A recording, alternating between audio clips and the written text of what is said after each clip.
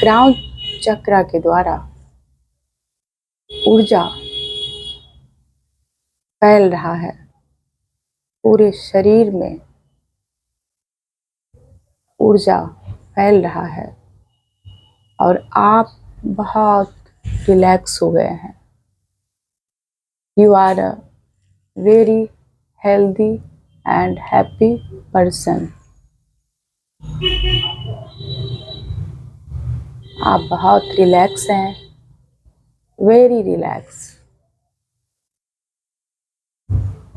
आप डीप में जा रहे हैं, डीप में जा रहे हैं, deeper deeper deeper deeper deeper और डीपर और डीपर। बस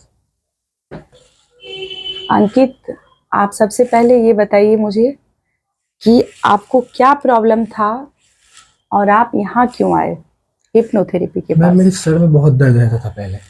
सर में बहुत? हाँ, बहुत जगह भागलपुर में डॉक्टर से दिखाए। अच्छा। बहुत 2-3 डॉक्टर से दिखाए। अच्छा। पर कुछ आराम नहीं हुआ।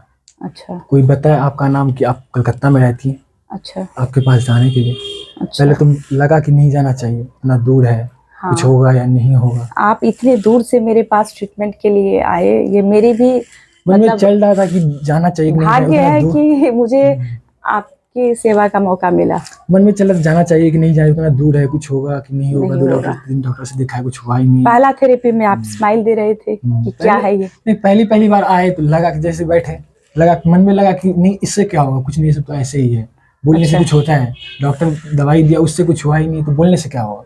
अच्छा। हमको लगा, फिर आए, आपकी सुनी, आप बताएं, फिजियोथेरेपी दिए।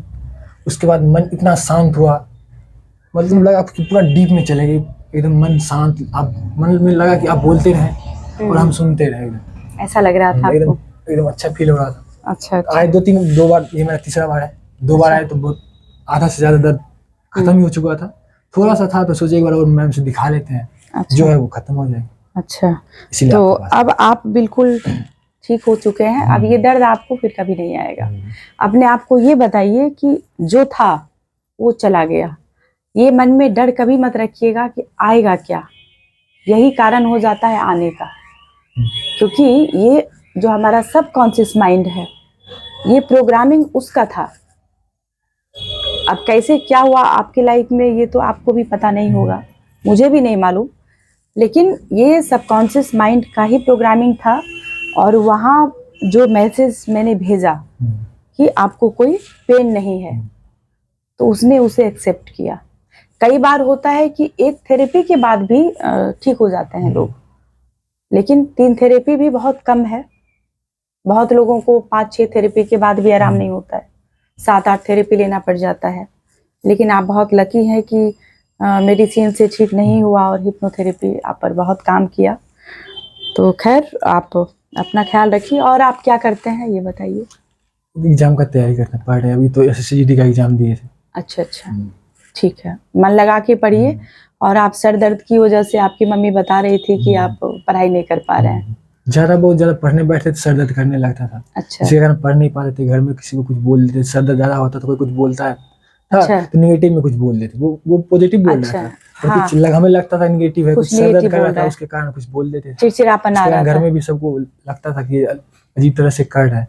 ओहो, क्या बताएं। लेकिन प्रॉब्लम क्या हो रही है कि लोग हिप्नोथेरेपी को मतलब ये जो हिप्नोसिस साइंस है, इसके बारे में लोगों को पता नहीं है।